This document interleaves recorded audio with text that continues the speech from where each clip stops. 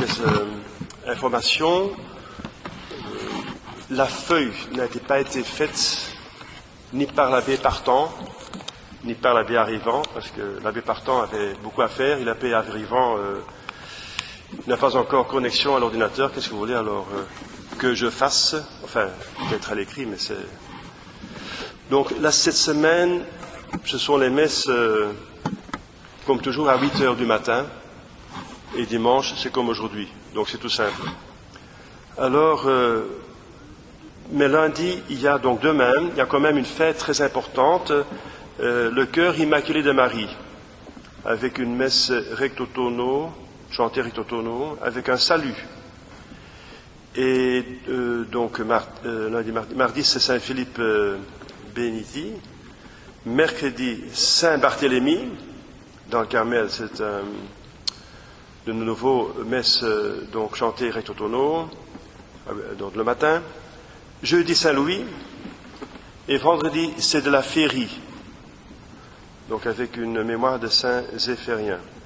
Samedi, transverbération du cœur de Sainte Thérèse d'Avila, donc c'est une fête deuxième classe, enfin c'est une fête dans le Carmel, donc messe de nouveau recto tono.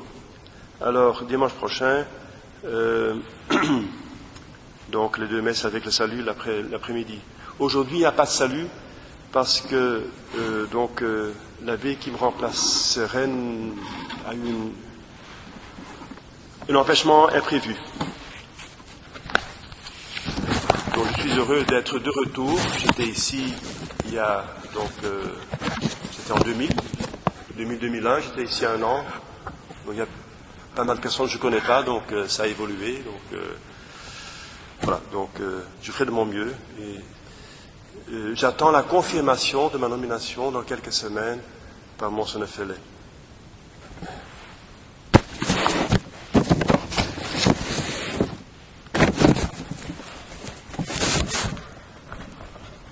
Au nom du Père et du Fils et du Saint-Esprit, ainsi soit-il. Chers fidèles, nous courons 2 périls également dangereux. Celui du découragement et celui de l'orgueil. Il en est qui, dans le sentiment de leur faiblesse, à la vue de leurs chutes nombreuses, se figurent que pour eux, le salut est impossible. Ils oublient que toute notre force est en Dieu, que sa grâce nous suffit, au moins dans la condition d'être de bonne volonté. La grâce fait tout le travail. Et notre bonne volonté n'est que la condition. Voyez. Donc c'est la grâce qui suffit pour vaincre les tentations, c'est-à-dire pour ne pas pécher, et que nous pouvons tout en celui qui nous fortifie, comme dit saint Paul. Qu'arrive-t-il alors? Ils se désespèrent, se regardent comme les jouets d'une inévitable fatalité et semblables au nautonnier qui plie ses voiles et néglige la manœuvre devant l'orage. Il s'abandonne sans résistance au souffle de toutes les passions et se laisse emporter à tous les courants du mal. Pauvre infortuné, digne de toute compassion, il se ferme volontairement les sources mêmes de la grâce, n'ose pas prier et s'y figure que Dieu ne peut plus ni les entendre, ni leur pardonner.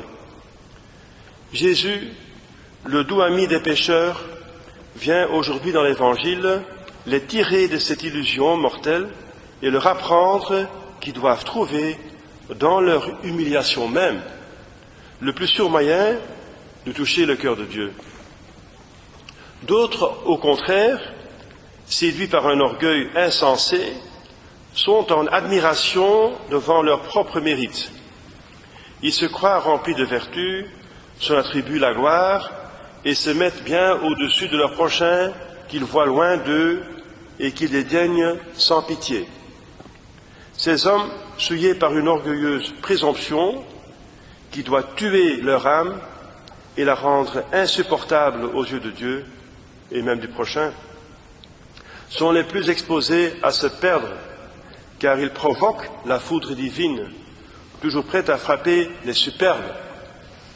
Jésus, dans la parabole de notre évangile aujourd'hui, vient aussi les instruire et essayer de les tirer enfin de leur fausse confiance. C'est même à eux qui s'adresse spécialement.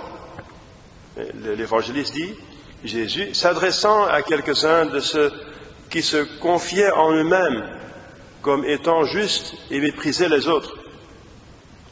Ces orgueilleux inspirent tant d'horreur à celui qui est doux et humble de cœur qu'il ne veut même pas souiller ses lèvres en prononçant leur nom, selon le psaume 14, 15. Alors, chers fidèles, Jésus, à la fin, il nous donne un point.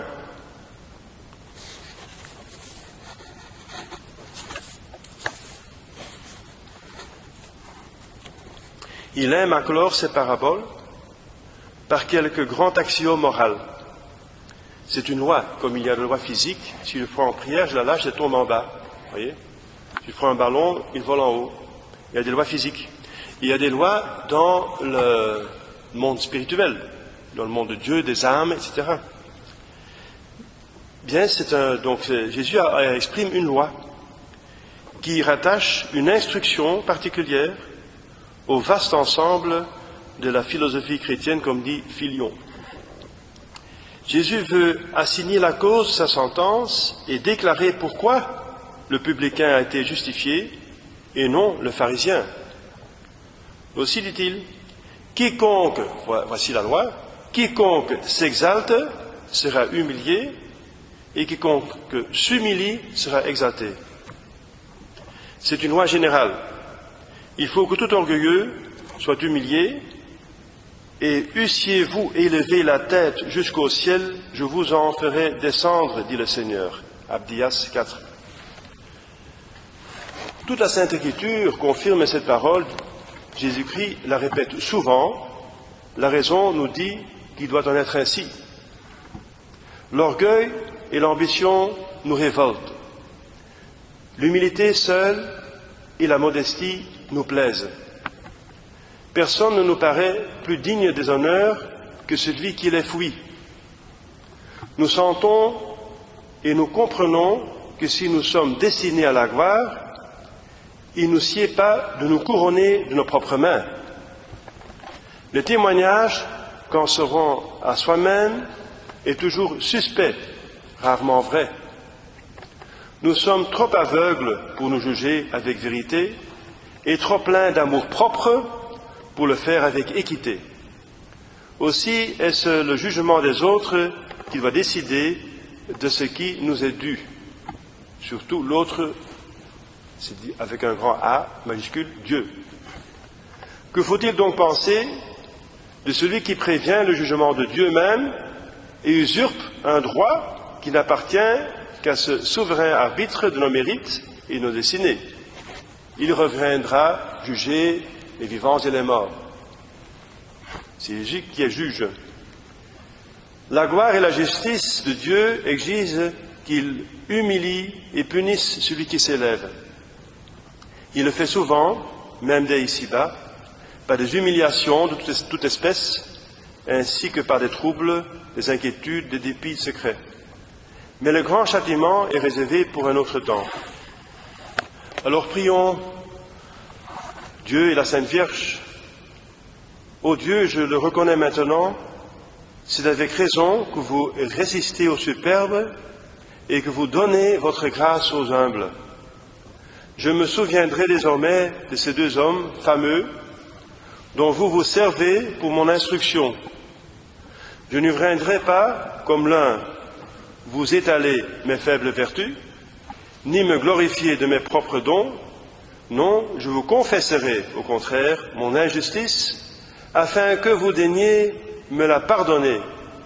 Je vous dirai avec cet humble publicain que vous justifiez.